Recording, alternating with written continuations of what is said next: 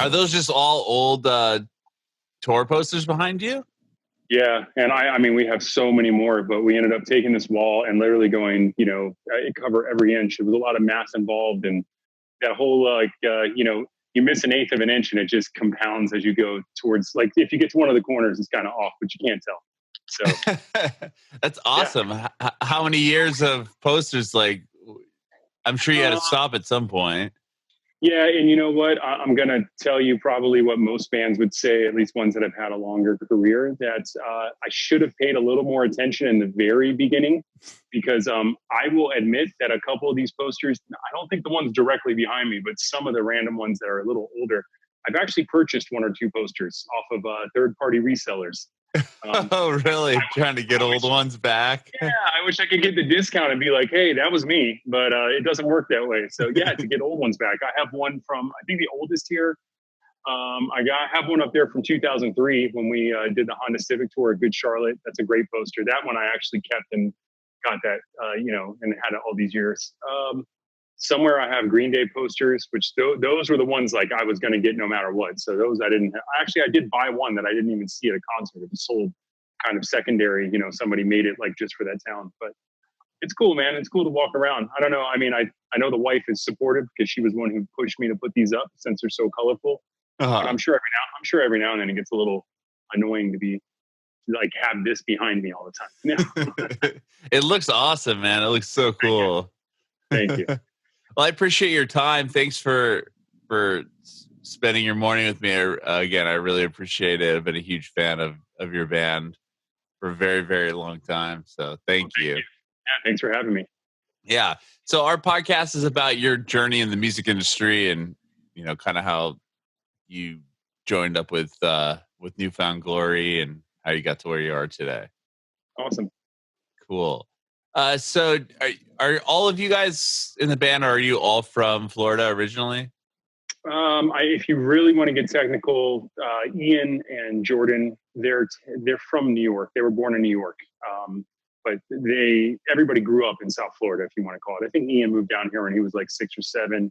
Same thing, Jordan. He was a couple years old. Chad and myself were born here in South Florida. As of the present, only myself and Ian still live here.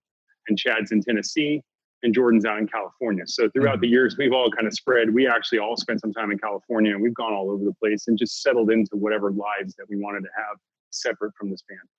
Gotcha. Well, tell me about living and growing up in Southern Florida. I mean, for me, that was all I knew.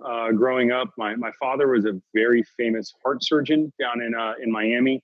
He actually performed the first heart transplant down here in Miami, or at least in the area. And so that's kind of all we knew growing up. My dad was a doctor. He worked all the time, and he put all of his efforts into working. When he wasn't doing that, he was like playing tennis or something. But I didn't travel much growing up, which ironic because obviously now I have.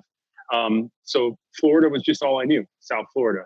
And we would go up to Central Florida every now and then, see some of my extended family, but otherwise just regular life in the suburbs. I grew up in a town called Hollywood, Florida. Hollywood's in between Miami and Fort Lauderdale. The rest of the guys grew up in Coral Springs, and Coral Springs is just north of Hollywood, pretty much like northwest of Hollywood. Growing up, we didn't really know each other. I'll just put a little side note here. I'm actually not the original drummer of this band, but that's really not important because 22 years ago, for about 3 months, they had a different drummer. And then I got into the band. And we could talk about that in a minute if you want to. But, yeah, I'd love to hear that story too. Otherwise, just normal kid growing up. I was into music at an early age. I know my mom or my parents got me, and I have 2 brothers, an older and a younger brother. We got like piano lessons when we were probably 4 or 5. And they always told me, my parents told me that I was the one who like would be watching TV, and then I'd run to the piano and try to like play a song that maybe I heard on a commercial or something.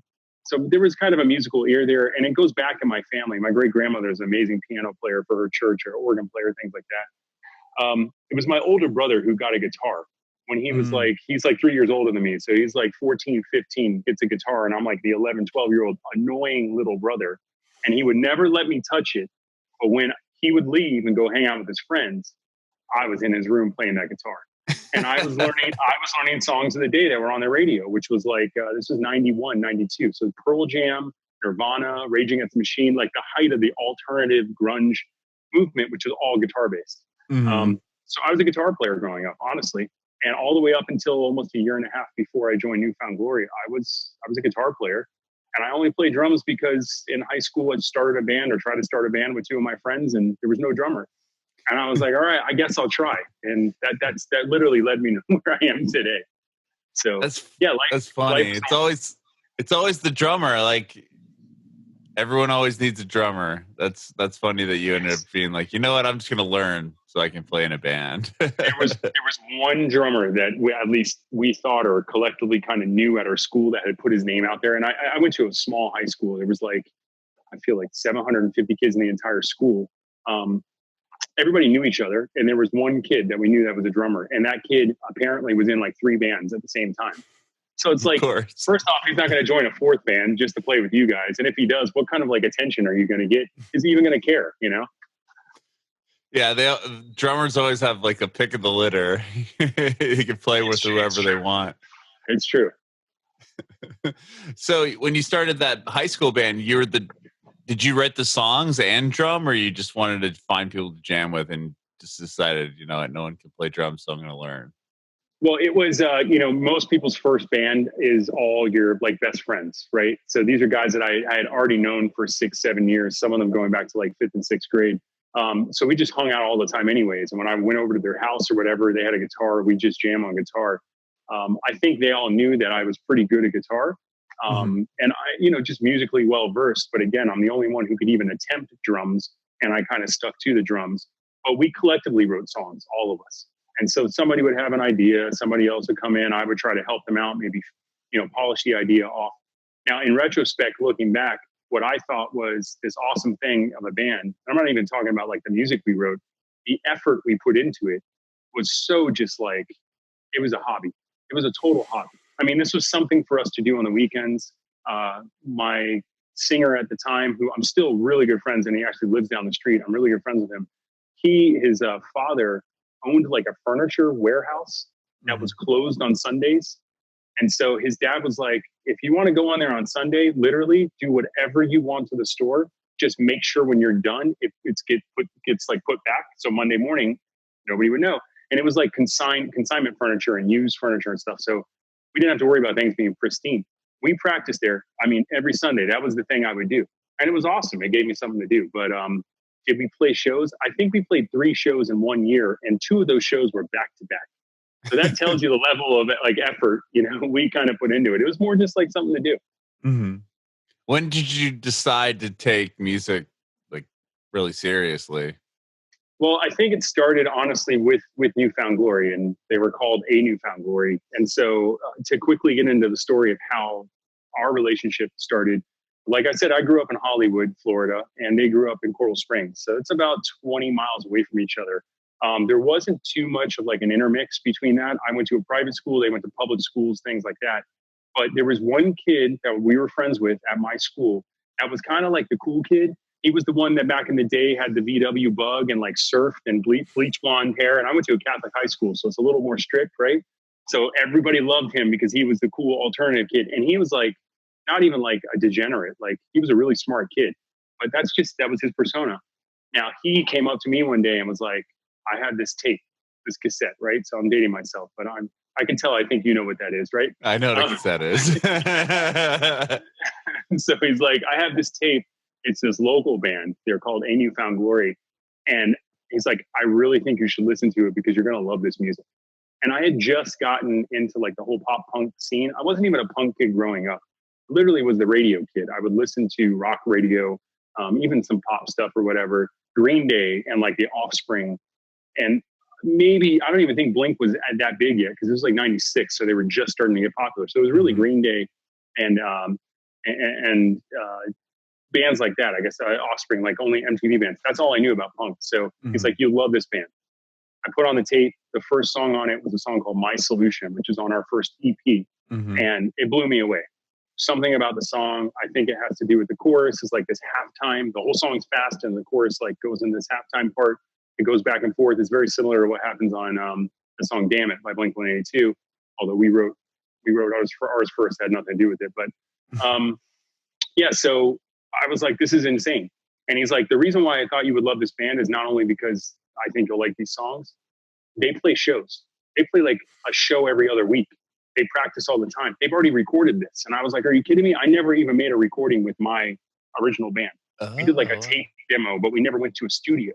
Mm-hmm. And but there was a drummer, so it wasn't like any of this, you should be in the band. He's just like, you should listen to this band. They're awesome. And I thought they were great. And I tried to find out when they were playing and all this stuff. And I saw them at a couple shows, with this original drummer. And then lo and behold, it just, stuff started happening where I started hanging out with some kids through my friend at the school that were not from our high school. And I started kind of getting into these circles of like people that would go to local shows and stuff like that. And I guess my name got put out there as I'm a drummer. And next thing you know, I get a phone call from, I think it was Jordan, and maybe Ian was on the phone, or maybe it was just Jordan and some other people. And he's like, yeah, I heard you're a drummer. You're friends with this guy who's friends with somebody who's friends with me. Would you want to play in our band, or at least audition, because our drummer is not going to be with us anymore? I was like, of course. And so I auditioned with the band and, got in, and that's a whole other story on itself. But when I got into A Newfound Glory, we didn't play a show for a couple months, but immediately it was like, so we're going to rehearse like twice a week at this one spot. And we're going to be playing shows. Like, I hope you're down. I know your dad's a doctor and you're like the school guy, but I hope you're down. And I was like, yeah, of course. And I immediately knew it was serious. It got real serious a couple of years later after we got signed to Drive Through Records. After, it was like, hey, we're going to all get in a van that we bought for like $1,000 cheap and try to drive from Florida to California. And I had to go tell my parents, tell the doctor, hey, you know how I'm going to, University of Miami right now on a scholarship? I'm going to put that on hold and just try this music thing. Like, that was a weird conversation there.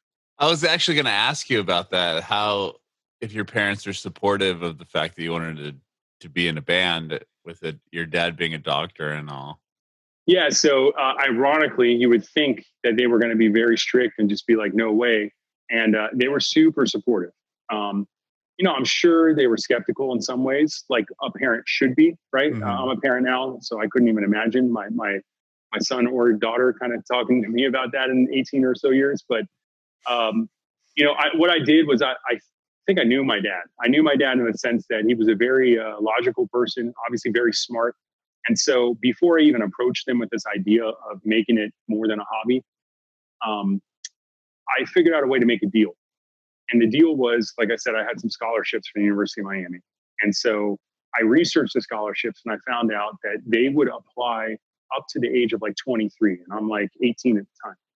I could actually leave school and come back. And as long as I came back to school before the age of 23, they would continue however long they needed to continue. Wow. So with the scholarship and everything? Yeah, with the scholarships, the way that they were organized and all that kind of stuff. And so, I went to my parents and I was just like, here's the deal. I see this opportunity. And mind you, this is definitely a better opportunity than I've ever had with like my friends' bands or any of that stuff. I'd already played a couple of shows with Newfound Glory, and it's not like we were drawing a lot of people, but it was a lot different than my first band, right? Yeah, it felt real. And I came to them and I'm like, look, we have shows already booked. We can make it all the way out to California. And it's just one of those things where, the opportunity to be signed to a label to maybe try this journey is there. And if I don't do it, I don't think I'll ever get the opportunity again. And so they were very understanding of that. The idea of, I don't want to live in regret.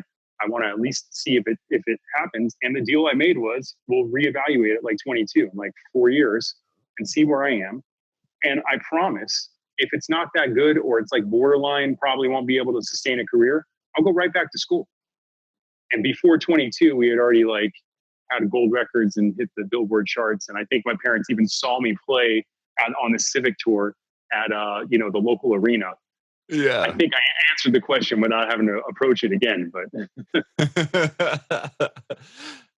so did you ever return to the University of Miami, or? Yes, we actually. No, we played. We played the University of Miami. We played the quad, the pool. We played there one time when I was still attending, when I was like first in the band, and that was like the Friday afternoon. You play the lunch hour. I think they tell you to play from like 12 to 2 o'clock in the afternoon. we had like 7 songs all together. So we played the same 7 songs 3 times in a row, realizing that it's probably fine because people are just eating lunch, not even caring. So different people for the whole 2 hours anyways. But I do remember that I forgot a drum stool that day. And I lived Hollywood and University of Miami is like 40 minutes away from my house in Hollywood. So once I realized I forgot that drum stool, I found a chair and I played a show on a chair, like a regular cafeteria type chair. But we ended up returning to the University of Miami like 2001, kind of when stuff had really started happening. And we played like their big fall concert. And yeah, I just remember a lot of the kids that I went to school with my freshman year there were still in school. And everything was different because now it's like everybody wanted to talk to me, see what it was like on the tour bus and all this. And I'm like, I was that kid in the dorms that you guys just walked by. Right, exactly. For an entire year, right? Yeah. Well, tell me about so that the guys in Newfound Glory had the original demo because you said they had the original drummer or whatever. And so when you joined the band, how did you guys get signed to Drive Through? Like, how quickly did that all kind of happen for you guys? So it took like a year and a half, almost 2 years. It didn't seem like that to us because we were playing shows regularly. I got in the band in like late summer of '97. And December 20th, I actually saw the flyer yesterday on Instagram. Somebody reposted. December 20th, 1997 was my first show. It happened to be the CD release party for this demo that I wasn't even recording on, but whatever. Oh, wow. Yeah, so December 97, we put out the CD locally ourselves, and I started playing shows with the band. We're playing shows just every couple weeks. We found the 1 or 2 clubs, local clubs in South Florida that were either just only have local shows. Sometimes they would host bigger acts. And the goal was you just want to get the bigger promoters in town to know who you are. Because then when the big bands, at least in what we think big bands, like your Blink or like Unwritten Law or MXPX or whatever, when they would come to town and they need that 4th band, they need that local opener, you would get the call. Because a lot of times the promoters were the ones who would suggest that. Because they would tell the bands, hey, look, if you get whatever band to come out, they're going to bring in a certain crowd and it'll help maybe your ticket sales or something. And so that was kind of the idea. So we would go to these shows, even if we didn't play them, and just flyer for our own shows and made it a really, really good local name for ourselves. We got ourselves on the local stop of the Warped Tour like a year later and played the local stage. And actually, if you look at Nothing Gold Can Stay, our first like full-length CD, and look at the live pictures of us, that's from that local Pompano Beach Warped Tour stop. And yeah, and so we released that CD ourselves. Actually, it was in '99 it got released. So we released that CD in '99, but we took those pictures in summer '98. We played that Warped Tour. The Nothing Gold Can Stay got released in '99 on Eulogy Records, which is a local South Florida label. But it actually got released the day it got released. We went on tour with MXPX for 4 shows, and that all came about from this local. Just go to local shows. And I went to a show with my friend that introduced me to Newfound Glory, just me and him going to see MXPX because we're huge fans, such big fans that we drove 3 hours up to Orlando on a whim to go to a show. When the next day we already had tickets for the South Florida date. We go up to this Orlando date without tickets, approaching the box office, and some lady says, "Hey, are you guys trying to go to the show?" We're like, "Yeah." It's like a punk rock looking lady. She's like, "It's sold out." I said, "Okay, well that sucks. Did you try to get tickets?" She's like, "No, I actually work for the band. I work for MXPX. I'm their tour manager." And we're like, "Oh man, all right. Well, we're going tomorrow, so thanks. I guess we drove up. We'll just whatever." She's like, "I'll get you guys into the show." Wow. So crazy, right? Just from randomly, and she gets us into the show, me and my friend. And I find her after the show. Is in this place that holds maybe 300-400 people. So I went and made sure to find her afterwards, just to say thank you. That's a massive thing to do. And I'm telling you, like, you can't script this any better. And honestly, no matter how much I say it could happen, it probably would never happen again this way today. But she's like, well, I told her thank you after the show. And she's like, do you want to go say hi to the guys? Wow. And I'm just like, sure, to the MXPX guys. And I'm like, yeah, of course. So she's like, well, come say hi to them or whatever. And I said hi really fast. And then I was like, look, I'm going to the show tomorrow. I'm in a band. Would it be cool if I like give you guys like press packs tomorrow? And these are legit press packs from the 90s. So I'm talking about them in a little envelope that inside has a CDR of our CD, one or two like Microsoft Word printouts of like local press or a bio that I wrote, stuff like that, and T-shirts. And the next day, I found this lady before the show, gave her the stuff. She's like, "Awesome, enjoy the show. I'll try to find you afterwards." She found me afterwards, but during the show, Mike, the singer of MXPX, got on the microphone in between songs and was like, "Hey, by the way, any of you guys ever heard of this band, A Newfound Glory?" And I was like, "Is this happening? Like, there's no way I'm alive right now, right?" Looking around, like, did somebody else hear that? And he's like, "We just got their CD. We listened to it. It's amazing. You guys go check them out." And this is in our hometown. I'm like, "This is insane." And I find the lady afterwards. Gloria was her name, the tour manager. Brings me up on the bus. Yuri, their drummer, is already wearing our T-shirt. Like, I'm telling you, God. I feel so bad because bands do this to us all the time. And it's like, even if their music's that good, I don't think I would go try to find the band to bring them up to my home, my bus, just to say hi and be wearing their shirt and all, like, again, you can't script this any better. Make a long story short, that all ended up with us getting an offer to play some shows at MXPX. That was when Nothing Can Stay got released. We were still unsigned. We were just on a local label. A couple months later, it just word got out. We played shows. We tried to play shows anywhere, like New Jersey, New York. Those were a whole bunch of places that we tried to go. And Drive Thru got wind of us through the Midtown guys, from what I hear, Midtown the band. And they called us up and they're like, "Look, we're a label from California." We're like, "We've never heard of you."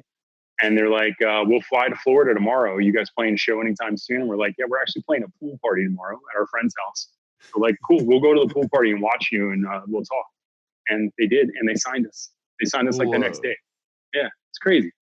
That is crazy. I mean, yeah, because Drive Thru at the time, it was the label, man. I mean, for that style of music and for what you guys kind of paved, that was the place to be. Yeah, totally. And this was obviously pre most of that. So the band they had at the time, the biggest band was, they were called, I think they were still called River Phoenix. It was ended up being Phoenix CX, yeah. Yeah, and that was honestly their selling point. They were like, "Look, we have this band called River Phoenix. Have you ever heard of them?" We're like, "No, we haven't." They're like, "Well, look, they're managed by the Blink-182 guys. And they're going to go out on tour with them." I think they were about to open up for Bad Religion and Blink. And the Drive Thru people were like, "Oh yeah, by the way, if you want it, we can get you backstage at that show." And I'm like, "Sign me up." Like, for sure. I want to see Blink and try to go backstage, right? At some arena near us. But yeah, we signed with them, and that's where it's an infamous story, or famous, what I don't know what the word is. There's a story that Ian, our bass player, we drove out to California after they like signed us to like go meet them. And we get out to California and we were at their house. Drive Thru didn't really have offices. It was a garage in their house. And Ian pulled Richard and Stephanie, the owners, aside.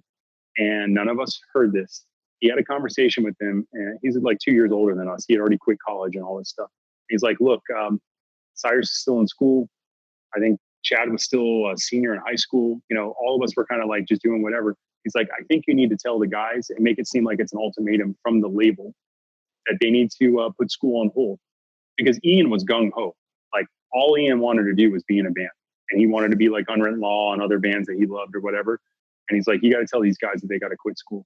And they did. And I swore for years that was just them saying it, and then found out it was Ian who actually, orchestrated that whole thing. And so he's the reason why we all stopped and did nothing but music. And obviously it was for the better. But yeah, wow, that's crazy. Mm-hmm. That's so awesome. And when you first put out when you guys were kind of pushing that those songs that you didn't get a chance to record on, like, were you touring at all, or was that all just done? Were you just playing around Florida? It was mainly around Florida. It wasn't until Nothing Can Stay that we like toured. And one of the reasons why, besides the fact that it just, you couldn't like book shows the way that I guess you can now. I mean, we're talking about, I hate to sound old and archaic, but this is dial-up internet time, right? Yeah, sure. So you don't have a cell phone at all. And, you have email whenever you want to hook up to somebody's phone line and call in to AOL or whatever you have. So the way that we actually booked shows and shows outside of like our local kind of area was by going on to bulletin boards. And Revelation Records, which is an awesome like emo hardcore label from back in the day, they had a website that their bulletin boards wasn't really all about revelation. It was kind of a scene board, and everybody would be on it. And one of the biggest things on their boards were bands would post shows they were playing to try to get kids that they knew, would probably be fans of them to go. And they would be a post on a national board, but for a show in a local area. And we would go and find these shows and just say, hey, can we play? We'll play for free. Just let us sell merch.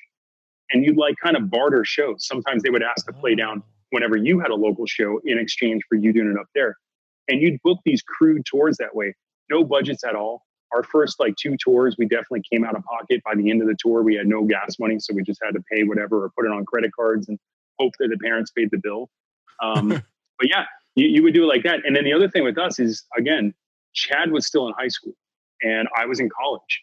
And it's like, yeah, in college, you can kind of do whatever you want. But we really would only tour. It would be weekend shows. And we would leave on a Friday afternoon, maybe a little early. Some of us would kind of ditch school, if you want to call it. We drive all the way to New Jersey. We go all the way. That's like the farthest we would go. California is a whole other deal. But to go to the Northeast, it's like an 18-hour drive, 15-hour drive. You drive overnight if you have to. You show up in New Jersey Saturday morning. You try to play a show in New Jersey on Saturday afternoon. Sunday, you drive back home, or maybe you'd play a show on Sunday and then miss Monday, but you would come home within a day or two. And we did that every 2 months, every 3 months, unless it was like a spring break. And then it was a spring break, you're going to try to do a week-long tour or something like that. But that was it. I mean, so it wasn't these regular tours. It was a lot of local shows. And I think it was a lot of also, locally at least, it was getting these promoters to hook us up and to put our names in bands' ears. To say, hey, Newfound Glory should open your show, or I have the perfect band for you. And then they would just push us on the show. And I think we really, bands kind of paid attention to us, not just because of hearing about us, but then seeing us play. Because there was a little bit of attention going on in our hometown. People would just, our shows just seemed to have more people than others. And the crowd was just way more attentive and they would sing along more. And the energy was just a little more than other local bands at the time. Mm-hmm. After recording the first record, Nothing Gold Can Stay, then tell me about the self-titled record. And that was after you guys had signed a Drive-Thru, right? When you put out the self-titled? Yeah. So we signed a Drive-Thru and Nothing Gold Can Stay had already been released. Right. But they basically wanted to re-release it themselves, which was fine because distribution was different. They had distribution through Universal, through MCA, which was Universal. So they had this, amazing national distribution. Mm-hmm. So we let them re-release that record, and then we actually put out From the Screen to Your Stereo, and so that's like about a year later. That's in 2000. We put out From the Screen to Your Stereo, okay. And we did that because we were just at the time playing like the Titanic song, and I think the Armageddon theme song as well. That cover from Aerosmith at our shows, and they were just so popular that we're like, we really should do this. And Drive-Thru was into the idea because it was going to be like new music, if you want to call it, but at least new recordings from us. And the self-titled thing, we kept playing as many shows as we could. And this is with looking back now. Now it's huge bands. It was like us playing shows of Saves the Day and the Get Up Kids. They were shows to maybe 500-600 kids, but this is that was their local New Jersey scene. And we would just get on those shows. Yeah. Or, you'd finally get that tour Face to Face, or, you would be able to do these MXPX shows, or Less Than Jake hooked us up. I think it was right after the self-titled came out. But so we started doing these kind of things, and we gained such a following, and really based in the Northeast, that MCA, their deal they had with Drive-Thru was it was an upstreaming deal. I think that's the correct term. And so MCA could basically look at any time at Drive-Thru's roster, and if they felt like a band was doing well enough, they could just pick them up. No negotiations needed. It was already built into their contract. And that's what they did with River Phoenix. Oh, wow. River Phoenix got the attention of Blink, and I think once basically Blink picked them up as their management, of course, MCA knew, well, anything Blink does right now is going to be hot. So they pulled them up to MCA. And they ended up doing the same thing with us. And so that was like after this From the Screen to Your Stereo in like the late 2000 kind of time frame or early 2000 time frame. And the idea right away was, well, we got to get a record out.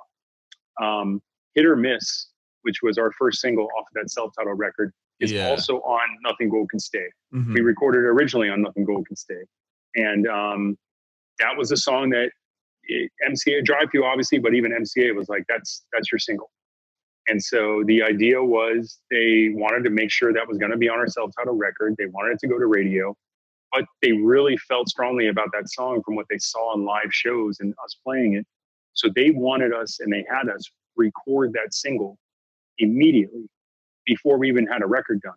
And we did this version of that song recorded with Jerry Finn, actually, that never saw the light of day until a re-release of our self-titled a few years back. It got shelved, but it was just crazy. We worked with Jerry Finn, the guy who did the Green Day and Blink records, and that was our first experience, major label, huge studio, all this stuff.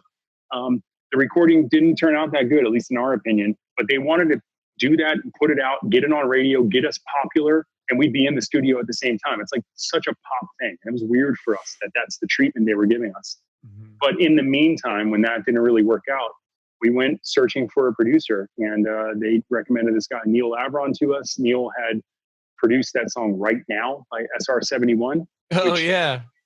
Was not pop punk at all, but was the most pop punk sounding song that was pop on the radio at that time, right? Yeah. And I think he actually was doing Everclear, so it was totally just rock pop band, right? Mm-hmm. But they were like, "Look, this guy, I think he's going to be a great fit for you." And we didn't know, but he actually had South Florida ties. He graduated from the University of Miami, which is ironic, with a degree in music, the thing I should have done.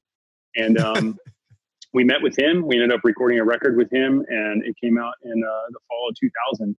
And, things just kind of started happening from there. Everything was a lot bigger than just obviously being on a major label. Everything about the promotion and the release of it was bigger. They were able to make like 1,000 samplers just by snapping their fingers, when for us, it took months because you had to press it yourself and do all that. And yeah, I mean, everything was about, let's get them on tour. Let's try to get a video done, put it on MTV. Maybe we can get radio. Let's find the big tour, which ended up being the Blink-182 tour that we supported them on, and kind of went from there.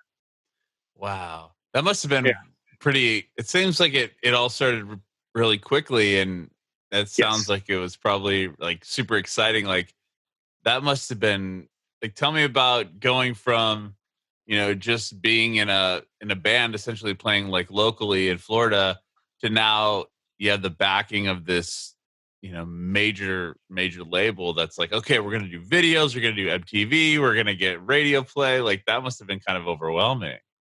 Yeah, I mean, it's totally nuts. Again, we are the kids that we played a lot of shows, and we saw these bands like working the trenches, right? Playing to 50 kids. And we did some of that, but we're not the band that spent 5 years doing that.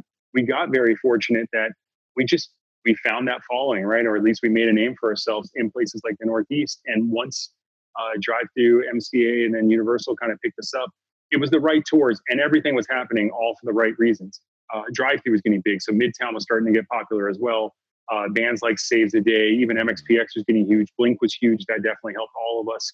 Even Green Day was still big, if you want to call it at that time. Warped Tour was massive, so getting on Warped Tour, which we already had experience, just pushed you even farther. And yeah, I mean, the video part of it was like, this is crazy. There's like, let's do a photo shoot. You go to this massive photo studio, and there's like a spread of food. It's like, I can't believe, like, we would have just gone to Taco Bell in our tour van that says X Britney Spears X on the top. Like we had just the little decals for fun.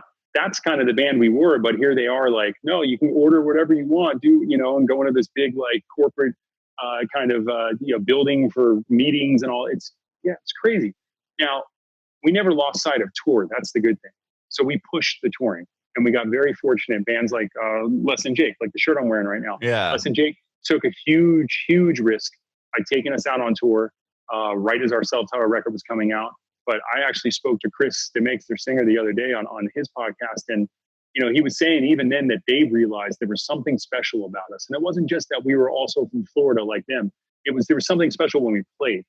And so they had no problem taking us out. 2 years later, they had to support them with Anti-Flag and the Teen Idols. And we were playing shows like 3,000 people a night. It was like something big happening for the entire scene at that time. And we were lucky that we were just right in the middle of it. So, we released a self-titled record. The very beginning, I think we sold like 8,000 records the first week, which made us like number 198 on the charts or something, which is nuts because 8,000 records nowadays would actually, I think, have you in the top 10 almost or something. I was going to say, nobody buys records, right? Now, yeah. But yeah, so, I mean, we hit the charts when our self-titled was released, and that was insane for us. And then we fell off the charts the next week, but we worked our way back up. I have a plaque in my house. That's the Heat Seekers chart, which is when you're on an independent label. Mhm. And you can work your way up that. It's obviously a whole different thing. You're not competing against the big acts. You're competing against only independents. We hit number one on that. But if I look correctly and if I remember correctly, I feel like it was like 20 weeks after self-titled had come out. So it like had to work itself in. And what really pushed self-titled past everything was we released Hit or Miss video. The radio single came out, and then Blink took us on tour. And Wow. that all happened mainly because our manager at the time was Rick DeVoe, who was Blink's manager. Sure. And of course, it works out for that band to take us out because it's all kind of in the family. They were cool with it. We were playing to 25,000 people a night. And it's definitely helps your local radio station to play that song by that band that's playing right before Blink, and they can see the video on MTV at that time. And then hopefully they're going to come back out to your show, which when we went on subsequent tours, yeah, it just got bigger and bigger. We went from playing, to like 400 or 500 people on our own to then 1,000 or more on our own, and just kind of rode that momentum into our next record, Sticks and Stones, where I think it really kind of hit. That was one of the pinnacles of, at least when the record came out, that was huge for us. Mm-hmm.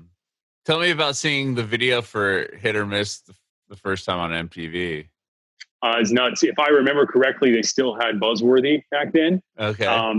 So it came out, and it's got the little BZ, the Buzzworthy box in the corner, and yeah, I mean, it was just nuts. I was always, and I'll forever be mad at that video, because we've done this with most of our videos. There's a whole bunch of us in the band, and most directors get up there and they're like, okay, we have a concept, and it's basically going to be, yeah, you guys are going to play in the video, but the theme is whatever. And so each one of you is going to have a role in this. And so that's what happens. All of us have to do things. And I always felt like whatever role I got was like, it was the stupidest thing, right? So for this one, of course, Hit or Miss, it was very funny looking back at it. It was a great video in the sense that we tried to be as realistic about it in a sense as we could, even though it was like so cheesy and pop, like that was selling out. And everybody was talking about, you can't sell out in this scene. Well, that video was about us being on tour, kind of. And like the crappy label guy that's, all like weird looking scuzzy or whatever, he's in there. And then you have like the show you're playing with all the cool kids, but you're driving around. And my role was I drove the band, which was actually what I did in our band all the time. And so my point was that I'll always be mad at that video because there's a scene of me, we're leaving a hotel room because we overslept for the show, and I'm running around the van. And I'm like, when we went to go shoot it, I said, okay, so do I have to really run? Like, how do you do this in movies? I don't know how to shoot a movie or whatever. They're like, yeah, it's whatever you want to do. You can run if you want. So I ran, I slipped, and I fell. And I'm like, oh my God, I just messed up my jeans. There's like a hole in them all now. And they're like, that was the most awesome thing ever. And I'm like mad because I just got messed up everything, whatever. And it was like, well, that's realistic. Now that's real acting. I'm like, all right. So, and then I had to go do a scene where I'm pretending to like unscrew a tire, like do a tire jack and pretend like it's hard to do. And it's like, you look at it, it's so fake because there was nothing. I don't even think I was screwing it, but I'm like trying to like make it look, I'm not a good actor. That's the point. Yeah, it was crazy, man. It was crazy hearing us on the radio too. Like the story for me about that is nuts because again, son of a doctor, like you don't expect that to happen. You dream of it, maybe. For me, it was a far-fetched, like I would play guitar and sing all the lyrics to the songs on Dookie in my bedroom and think that that was cool, right? But here I am, like driving in my car one day, and we had started to get played on a local rock radio station. They had like one of those top 5 at 9 countdowns or something. Mm-hmm. We had been on it for a few days, and so they count backwards from 5, and I think they get with it. I knew we were going to be on it. Somebody told me, and they get to 3, and it's some random song, and they get to 2, and it's some other song. And in my head, I'm like, we're literally I knew we were going to be number 1. I had 3.5 minutes to prepare for us being number 1. And I'm driving, and I pulled down my windows, I turned the radio all the way up, and I'm like just waiting for them to talk over the intro to Hit or Miss and announce Newfound Glory number 1. And I remember, like, I'm so happy. I looked around. There was nobody on the road near me, like for me to like share it with. I was all by myself. But I mean, come on, it's crazy. It still is crazy to think about the kind of stuff that has and continues to happen to us. Yeah. Wow. What was the first tour you guys did after signing to Drive Thru? Did they put you on that Blink tour like right away, or? No, I feel like it's hard. It's a big blur of like when we first met them to when we signed with them. And I think, and still to this day, we've always had a great relationship with labels because I feel like labels understood from the very beginning that we kind of knew what we were doing, and we really needed the labels for very specific reasons. Like, we need the label because we need your distribution. We don't need you to pull favors for us. We will go out on tour. We're not going to sit at home and wait for you to put us on the radio. And that mindset is actually, I think, a huge contributor to why we're still here, because we didn't worry about the mass media, radio, TV. And when it happened, it was great. But when it kind of didn't happen because rock radio died and it's only pop and all that, it didn't matter to us because we just did what we always did, which was we go book our own tours and play, and people would love it, you know? So I don't think Drive Thru actually put us on tours. I think it was find out what tours we wanted to do, what bands we were going to tour with. Would we go on tour face to face? And if I remember correctly, it was face to face, us, Saves the Day, and an Alkaline Trio. I mean, Jeez. Think of that lineup now, right? Yeah. Yeah. And so, I mean, but back then that was nothing. Oh, we had another tour. It was us, Midtown, Hot Rod Circuit. Like these are huge lineups, right? Mm-hmm. But these are just local bands back then. And then bands, you know, like Starting Line came out, and we randomly go on to Drive Thru. They were very good at like, hey, we have this band that we just signed. Do you think you want to take them out? And of course, we wouldn't mind if they wanted to open up or whatnot. And there were a lot of tours like that where you would just go out on your own headlining tour, play whatever rooms you're used to playing, and you know, have some band that comes out with you. The next thing you know, they're getting huge as well. Our first big kind of headlining tour, if I remember correctly, was or at least one of the first ones. It was us, Something Corporate, Finch, and Further Seems Forever. Oh, wow.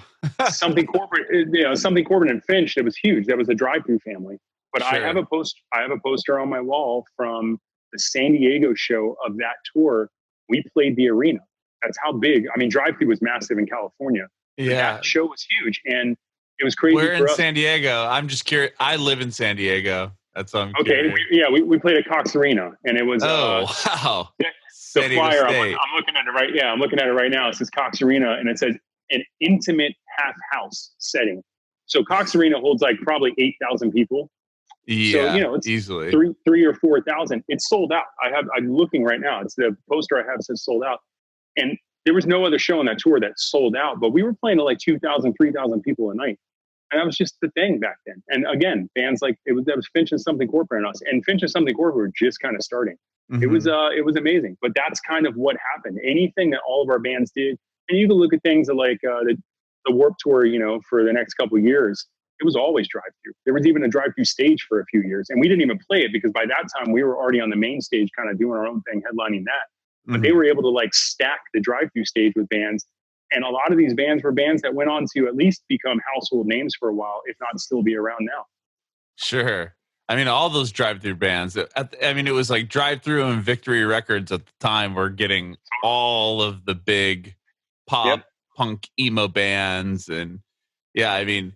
Anytime Drive Thru put a tour together and it would come through San Diego, you knew it was going to be good, even if you hadn't heard the bands, because they had the sound, and they're very good at building their roster as far as that went. Yeah, and it was funny because I think a lot of people, at least in the general public, especially people that didn't know about Drive Thru, but they heard about us, everybody just assumed that we were a Southern California band. You know, obviously from South Florida, like the farthest place away from it. But yeah, everybody just thought, you know, SoCal, you guys must be skaters and surfers. And it's like, no, actually none of us are that coordinated at all. And we're just kids. We're kids from the suburbs in South Florida, not dudes from LA or whatever that go to the beach and whatever you think pop punk is, right? Right. Totally. I didn't know that you guys were managed by Rick DeVoe. How did that happen? So Rick was, I believe it really happened because the Blink guys heard about us. And that was some of that was through Drive Thru, because they had a relationship with the Drive Thru people. You know, Richard and Stephanie from Drive Thru, before or as they were starting their record label, they also produced a like weekly or monthly video zine. And so when I say this is like back in the day of VHS tapes. So they would do this video show, and they would have a whole bunch of bands come on. Some of them would come visit them, or they would go visit and interview them and then play their videos. Not too much unlike skate videos and surf videos at the time would also incorporate punk, like music videos into it, right? Yeah, so Drive Thru did this video zine, and that's how they knew almost everybody. So they knew the Les and Jake guys because of that. They had done the show a whole bunch. They knew the Blink guys. They knew a lot of the California bands, and so they tipped Mark Hoppus off to us. And same thing. I mean, I think he realized right away that we had this like unique sound. It was just a little different than what was going on right then. He actually had us, or Blink had us play Y2K. December 31st, 1999 at Cox Arena. And that show was, there was a couple random bands, and then we played, that band Lefty played, Weezer played, and wow. Blink. Yeah. And that was crazy because about a year later, less than a year later, is when we went back to Cox Arena and played it on our own. And that's, we were able to do that a whole bunch in our career to kind of like, you could really tell that milestones, like things were happening because we were doing the same things we just did on our own that time. So yeah, I remember the funny story about Mark is I remember Mark had, I guess he got our phone number from Richard and Stephanie or somebody. And when I say phone number, I mean the phone number of the one cell phone that we owned as a band that, if you needed it to call your parents in an emergency, you could, or like the one guy in the band that had the girlfriend would hog up all the minutes because these were a limited minute plan. And we'd get so mad because everybody would go to sleep at like 2 a.m, except for me driving. And this guy would be on the phone talking to his girlfriend all night long. And you'd wonder where the minutes went. So we get this phone call. We're on our way to the Ranch Bowl. We might have been on tour Face to Face at the time. And we're on our way to the Ranch Bowl, which is a venue that used to exist in Omaha, Nebraska. And we get a phone call and we answer it. And it might have been Chad answering or something. And it's like, hey, this is Mark. And he's like, who? He's like, this is Mark Hoppus. And he goes, yeah, funny guy. And hangs up on him. And then Mark calls back, and it was Mark Hoppus. And he was just telling us that, he heard about us. He thinks we're awesome. And we were going to be in San Diego about a week or two later on tour. And he's like, I'd love to come out, say hi to you guys. I'll bring you out to food or whatever near Canes, which is we were playing Canes. Oh, wow. Yeah. Right? I love that venue. What a great venue that was. Yeah, it was awesome. It was a great show too. And he's like, I'd love to come hang out, introduce myself. And I'm going to bring Rick with me. Rick is our manager. And he brought Rick out, and Rick talked to us that day. That was the first time I ever experienced eating pizza with ranch sauce. That's a whole side story. We don't do that down in South Florida, right? And Rick took us on as a manager. At that time, we didn't have a manager. We signed to MCA to Drive Thru MCA, all that without a manager. We had a booking agent, and that booking agent we still have today. It's our longest running relationship, 22 years or whatever. But we didn't even have a manager. So Rick was our first actual manager. And obviously, huge things happened with him. And a lot of it was because of the Blink relationship. And he knew all the label people because we basically got all the Blink label people at MCA to work our records as well. Wow. That's really incredible. Yeah. That's so funny that you guys hung up on Mark Hoppus. I would think the same thing, though. It's like, of course. I heard this story. I don't know if it's true, but I heard a story that Josh Freese, when he was asked to join a Perfect Circle with Maynard, like he was asked by like Maynard's manager or something like, hey, yeah. Or no, Maynard came up to him and asked, say, hey, I'm Maynard James Keenan from, Tool. I'm going to start a band called the Perfect Circle. And he was like, no, you're not. Like, just kind of blew him off. Because at that time, I think, Maynard was still kind of behind the scenes, behind the big curtain and stuff when Tool would play. So no one really knew what he looked like. And totally. Yeah, he kind of told him like, piss off or whatever. And then Maynard's manager ended up having to come back and be like, no, that's really him. And he really wants you to join his band. And he's like, that's That's funny. Yeah. I don't doubt it. I mean, you never know. Sometimes you don't meet these people, so you don't really, what they look like, but no, you don't. Right. You don't believe it's happening. So. Sure. Well, man, I mean, you guys have had quite the career. Is this going to be your 10th album coming out here pretty soon? It's our 10th full-length album. I mean, countless EPs and all that stuff in between. And it's 22, almost 23 years. We're this year actually was the 20th anniversary of our self-titled record. And we were trying to figure out some ways to celebrate it. Obviously, all those plans have been on hold along with almost everything else. But sure. Yeah, it's pretty nuts that it's been this long of a career. And there's not many bands that are left standing from our era. No, yeah, not too many at all, actually. Yeah. It's great to see that you guys are still doing this. I love it. So tell me about the new album, Forever and Ever. Is it Forever and Ever times Infinity? Okay. Yes, it is. Yeah, I know. I actually looked up in the very beginning. I looked up how to type the infinity symbol on a computer because I was like, I'm going to have to know how to do this. There is a way, um, but luckily we're not. I mean, I think you can just write out the word. Forever and Ever times Infinity. You know, it's our 10th full length, like you said, and you know, for us, we're very excited about this record, as we are with all of our records. But the process behind making this record, writing it, and then recording it, it was very simple for us in the sense that it just came together and nothing really seemed forced. And one of the biggest differences about this record versus Makes Me Sick, our last full length, or even Resurrection, the one before that, on those records, we had like a theme, and the theme involved almost a certain sound from the very beginning. For instance, Resurrection, we had just gone from 5 members to 4 members, and there was this overwhelming theme of don't put too much guitar on the record because you want to kind of make it seem like, look, we can play with one guitar player. It didn't change us at all. So there were decisions made while we were writing and recording specifically for, well, I don't want to have 2 guitars going on, or I don't want this much going on. And I felt like in some ways that can hinder the songs. Makes Me Sick, it wasn't really a hindrance, but it was like, look, we should really incorporate keyboards again, like we did on a Coming Home record. But it doesn't have to be these slow songs. They could be like heavier rock songs or whatever. And let's just go nuts on the keyboards. Who cares? And so we did that.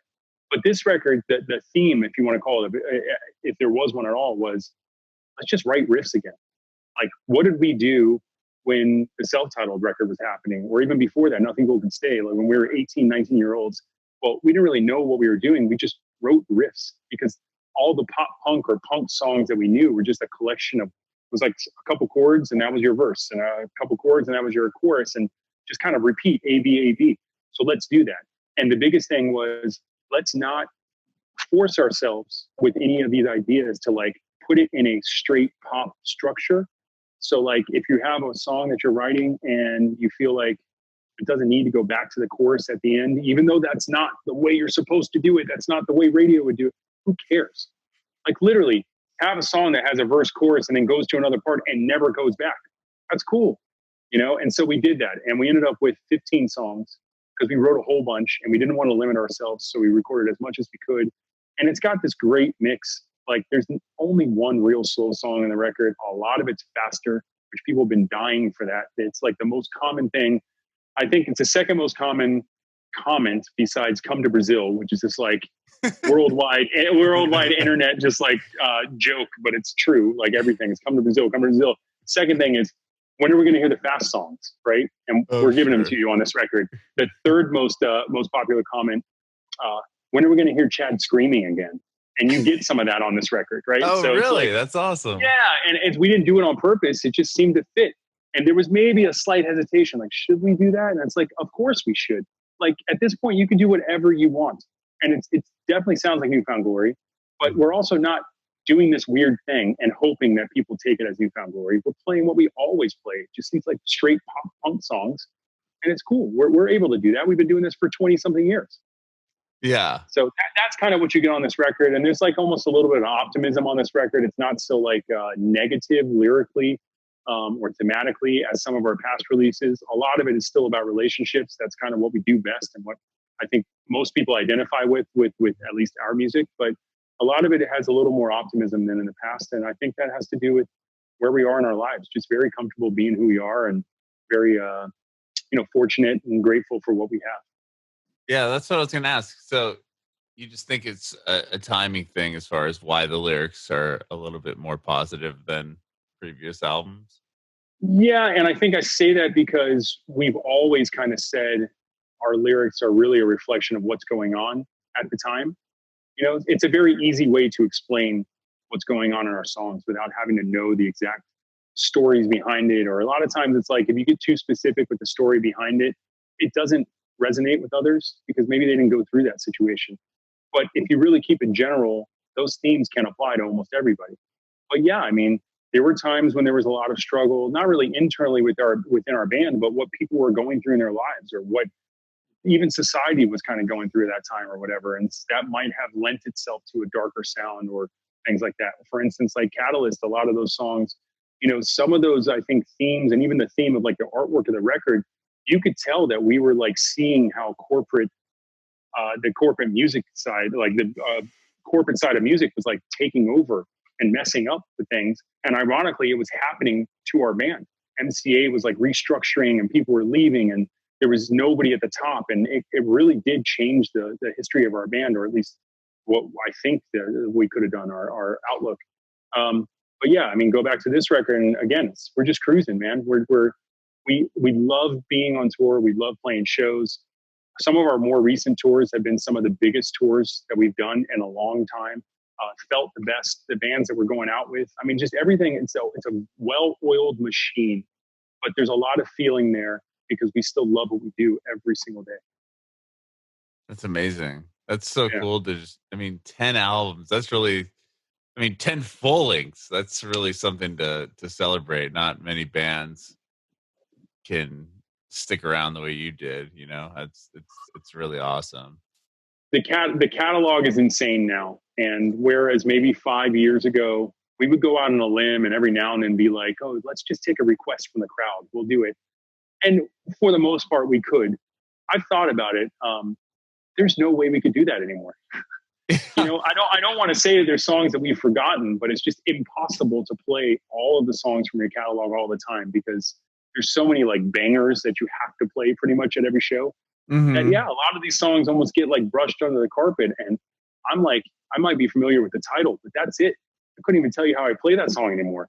Maybe I could close my eyes and do it like Will Ferrell old school style where he like blacks out and just has it happen. But I don't think so, Yeah, with that many records and that many songs, like how do you guys pick a set list? Like you just have like your core, 15 songs and then just kind of try to sprinkle in stuff. Yeah, that's kind of how it happens. Every now and then we'll get crazy, if you want to call it, and we'll be like, you know what, we should play some different stuff this time around. But what ends up happening more often than not, and this has definitely been the case for the last few years, when we say we want to like play stuff that we haven't played in a while, we can't leave that core. So let's say you have those core 15 songs, you just have to add to it. So our sets have actually become progressively longer. And a lot of bands, I mean, as their careers go on, their sets get longer. You have like people like Bruce Springsteen, he plays for 3.5 hours. If we play for 3.5 hours, that would be legit like 55, 60 songs. These guys play like 15 songs in 3.5 hours because they, stretch them out. So it's crazy for us because we're in like the 25 song range now. And there's no breaks there. There's no stopping. But, I cannot believe sometimes when I think about it that we're at this point now where instead of playing 12 or 13 songs an hour, we're playing 22 or something. Yeah, that's so amazing. Yeah. Is it going to be, hope June 19th is still the release date for the record, right? Yeah, June 19th is a release date for the record that was actually supposed to come out at the end of May, but we pushed it back just thinking that, maybe give people a little bit. Of course, nobody knows. Everything changes all the time. We push it back a little bit thinking that maybe stores will be open and it'll give people a little better chance of like, because we like the idea of having a CD in your hand. People like pre-ordering it, buying some vinyl, stuff like that. Sure. And all that stuff is very hard to do right now. And it's probably still be hard to do in a few weeks. Yeah, I was going to ask, do you think that, is it going to be weird if we're still in quarantine to put the record out? No, because unfortunately we will still yes, states will be opened up, but for the most part, people mentally are still in quarantine. It's not, life is not back to normal. Yeah, it's going to be weird, but we're not going to wait on putting out the record. The only difference, and the thing that's probably the worst part about this, is we are a band that likes to work, right? We like to go out on tour. And I would tell you 95 to 99% of all the records we put out, we either tour before, during, or after the record comes out. When this was supposed to be released at the end of May, it was going to coincide with a tour with Simple Plan that was literally starting this same day. That tour has obviously been postponed, but it's like, you don't know right now, the way the situation is in the world, nobody really knows when everything's going to go back. So as much as people are like, oh, postpone till this date, that date could easily change. And we're still actively trying to figure out with the Simple Plan tour, we're postponing, not canceling. It's going to happen. We can't not have that tour happen because we were so excited for it. But you're not going to make the record and make people wait on this record that we've already put a couple songs out there and all this stuff. You got to give it to them. And so we're just trying to find alternate ways to like get our music out there besides just releasing it and have people, promote ourselves, whether it's doing more of these podcasts, doing some cool social media things, just like everybody else is doing nowadays, right? Yeah. I was going to ask you, how about how often are you guys doing, if you're doing any of the like Instagram live videos? Have you guys attempted at doing that so stuff? we've done some of them, but not in the way that you would think. I think it is awesome to see these quarantine videos or whatever quarantine performances that you want to call it. A lot of bands are doing that. It's very tough for us. There's a physical distance, and although obviously people are using their phones, so it shouldn't really matter. There's a little bit of it's kind of hard for us to do that because not everybody is as technically savvy. And when you're talking about most of these versions of songs that people are recording and stuff, they're not going to real studios, but they have the equipment at their house. Some of us do and some of us don't. So you can make a song that sounds good, and I'm not like, actually, this isn't true, but let's just say Jordan didn't have access to a real mic, like kind of how you have a decent mic in front of you. It would sound weird if this great sounding song and then you have Jordan singing on an iPhone. It just wouldn't work, right? And then you can't, it's like I had to even get over this myself and figure it out. And maybe I'm wrong, but I don't think everybody could play live right now. These are all like people record their parts and send them and then edit it together. And it makes it seem like they're playing live together. There's this thing called latency. And, I was going to say, I think there's like a latency issue, especially with like these Zoom calls and stuff. So you wouldn't really ever be able to play in time. Exactly. So what we're trying to do is, and some bands have done this as well, there's probably the idea of, although live shows, it'll take a long time for them to resume, especially a lot longer than like, let's say, going to a park or grocery store or some of these other spots. There could be performances without people. And it doesn't mean that we're going to go on tour, because you can't really go on tour and not have anybody show up. But there could be performances like that. And the only thing with us is figuring out how it makes sense and how, like, there's so much energy in our shows, and it's really hard to get that energy to convey on a camera. So how do we make it special still? And it's not just us playing, you know what I mean? And we're trying to figure that out right now. And unfortunately, I think there's going to be a decent amount of time for us to do that before we can get back out on a regular schedule. But we're going to have to come up with things like that. And other bands every day people are figuring out new things to do that are kind of cool, remixing this song or having this little contest with this or whatnot. And you'll see some stuff from us here pretty soon. Very cool. I can't wait. And thanks again, Cyrus, for your time. You've been so cool, and this has been great. I really appreciate you chatting with me today. Yeah, no worries. Thanks for bringing me back. Through the career, it's a long and fruitful one. And sometimes you forget, not where you came from, but all the work that we did getting to this point. And obviously, we're still looking forward to the future. And the future is going to be awesome for everybody, and we can't wait to get back out there. But it is cool to kind of think about where we came from. Yeah, that's amazing, man. I did see. I have a quick question. I've screwed myself with Wikipedia in the past, but I saw that Marky Ramone was a member of Newfound Glory, a touring member in 2011. How does that work? As you're the drummer of the band, did that mean that he just jumped up for one song in New York, or did he tour with you guys? No, I'm glad that you actually did your homework. Wikipedia is such a bad thing in some ways because people can do kind of whatever they want, and it's up to somebody else to call them out or to attribute it correctly or whatnot. Yes. Case in point, I believe everybody in our band has their own Wikipedia page. I don't. And I think that's because I never made my own. I'm not saying the other guys in our band did. Maybe their friends did for them or something or whatnot. But Marky Ramone was never a touring member. However, we played a show as the Ramones, if you want to call it, because we played where he was the drummer and the rest of our band played Ramones songs. He is the only surviving member of the Ramones, at least from that era. Yeah. And he has his own Marky Ramone kind of band, but he wanted us to play. He kind of can get any band to play. So he asked us, and this was for a festival called Bamboozle a couple of years ago. Okay. And actually, not a couple of years ago. It was a while ago. I think I have the poster up here. But I mean, what I saw on Wiki was 2011. I don't know. If that was 2011. So yeah, it was a while ago. And so we played that one show with him. Bamboozle was a weekend festival, and it was like a Friday night. We played with him, and it was advertised as such. I actually played keyboards on 2 of the songs because what am I going to do? It was awesome. And then the deal was the next night, Newfound Glory was playing. And so we brought him back up on stage for one song. We played Blitzkrieg Bop. And I just stood off on the side and he came up on my drums and played. And it was funny watching him, like, we're different people. I'm a lot taller than him. And he only had 30 seconds to change my drums. And it was very awkward, but yeah. So that was that. So he was a touring member for that long. And if that's the case, then I was a touring member of, let's say, well, Goldfinger I played shows with. I was a touring member of Good Charlotte because I played 3 shows with them. I was a touring member of No Effects because I played 2 songs with them, 1 Warped Tour. I've been in lots of bands, right? Like, if you want to call it like that. But it's not on Wikipedia, I don't think. No. I figured it had to be something like that. And I thought it was awesome that I was talking to you because I'm like, okay, he's the drummer of the band. Let's figure out what really happened here. Yeah, you know what? Honestly, I don't think it's still there because I think somebody kind of corrected it for a little while. And whatever, I'm not mad. I could care less. But for a little while, there is another drummer that's listed that went on. Well, there's 2 drummers that actually went on tours without me. One of them was Chris Zagakis. He was a drummer of RX Bandits, a great drive-through band.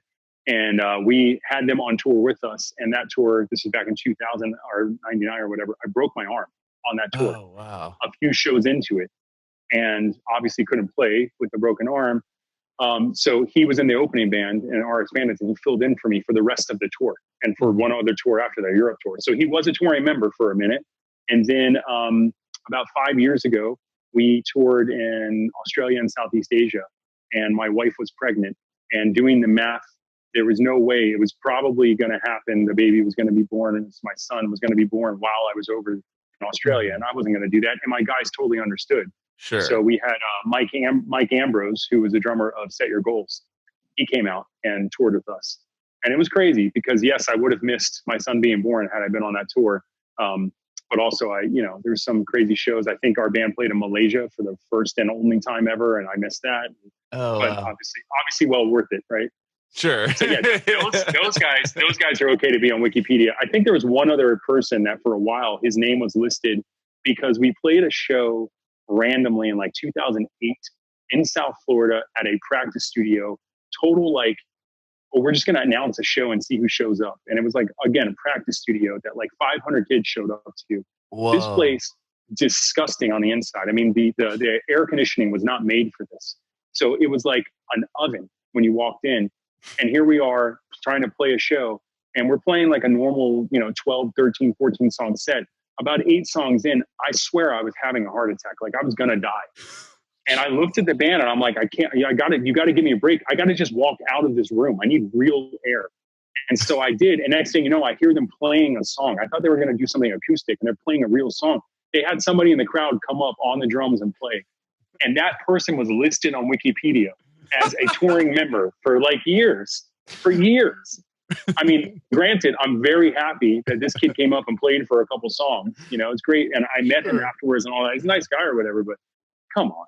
But yeah, he wasn't touring with you guys. if the definition of touring is just sharing the stage and playing a few songs, sure. But did you hop in a van? Did you do anything? Did you actually travel with us? No, we were literally minutes away from our parents' houses when we played that show, Oh, that's amazing. Well, thanks again so much, Cyrus, for your time. I appreciate it. I have one more question for you. Yeah. I want to know if you have any advice for aspiring artists. So the advice, and this I guess wouldn't apply specifically to now because we're in such unprecedented times now. So who knows? Honestly, I think the biggest thing that you could take from our career is this whole idea of doing it yourself. It's a lot easier to do that now than it was back in the day because getting content out to people is a lot easier. That's good and bad because there was a lot of it out there. But, you can't discount the fact of trying to establish real relationships with people in the live music industry. That means going and playing whatever shows you can. That means trying to make the connections yourself. I can't stress enough when it comes to being a touring musician, when it goes to sponsorships and stuff like that, to be the artist and go get it yourself. Don't have a manager do it. I think that's still true today. These relationships you form are way better than this surface management is calling this person to try to hook you up or whatever. So go meet the fans, go meet the bands, go meet whoever you can. Be genuine, be true to yourself. But don't be afraid. If you want to take a chance, take a chance. And who knows? There's ways to succeed without metrics, without these, like, you don't have to be this person that has 200 million views on YouTube. I would set goals. I would set realistic goals. You can have huge aspirations, set realistic goals so you can actually achieve them, and then you can move on from them. And I think we did that in our band, because although we wanted to make sure we were the guys that played massive shows, we also, before we got to the massive shows, know we needed to open up for the smaller shows and keep doing that. And so we did things like that. So just be realistic about it and always enjoy what you do. If you're not having fun, don't do it. Seriously, stop playing music. Go, change your career to something else. Get a job doing whatever, because it's probably going to be better than just sitting playing music for no fun, for nothing.